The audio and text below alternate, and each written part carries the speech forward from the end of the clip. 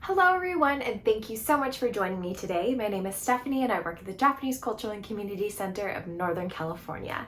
Today I will be sharing a short story from Japanese children's favorite stories. And today's story is called The Sticky Sticky Pine. Let's get started. Once there was a young woodcutter who lived in Japan.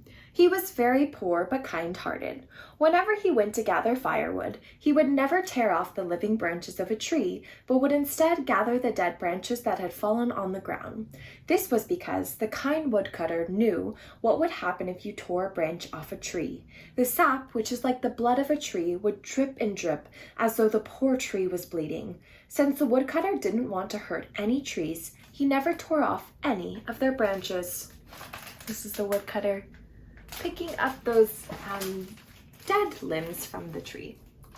One day, the woodcutter was walking beneath a tall pine tree looking for firewood when he heard a voice saying, "Sticky, sticky is my sap, for my tender twigs are snapped." The woodcutter looked around, and sure enough, someone had broken 3 branches off the pine tree and its sap was running out. Skillfully, the woodcutter mended the broken branches, saying, "Now these tender twigs I'll wrap, and in that way I'll stop the sap." He tore pieces from his own clothes to make bandages. No sooner had he finished than many tiny gold and silver things fell from the tree. They were coins.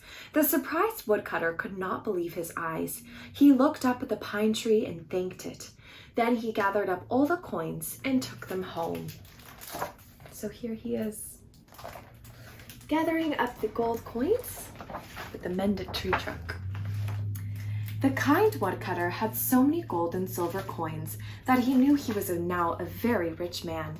Pine trees are a symbol of prosperity in Japan, and sure enough, the grateful pine tree had repaid him for his kind act. Just then, a face appeared at the window of the woodcutter's house.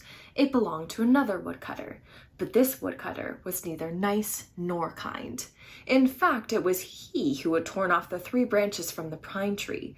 When he saw the coins, he asked, "Where did you get all those coins? Look how nice and bright they are."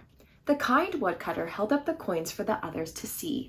They were oblong in shape, the way coins used to be in Japan, and he had 5 basketfuls. He told the mean woodcutter how he had gotten the coins. "From that big pine tree?" asked the mean woodcutter. "Yes, that was the one."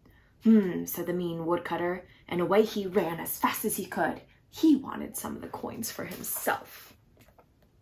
So there's the mean woodcutter at the window. The mean woodcutter came to the old pine tree, and the tree said, "Sticky, sticky is my blood. Touch me, you'll receive a flood." "Oh, that's just what I want," said the mean woodcutter, "a flood of gold and silver."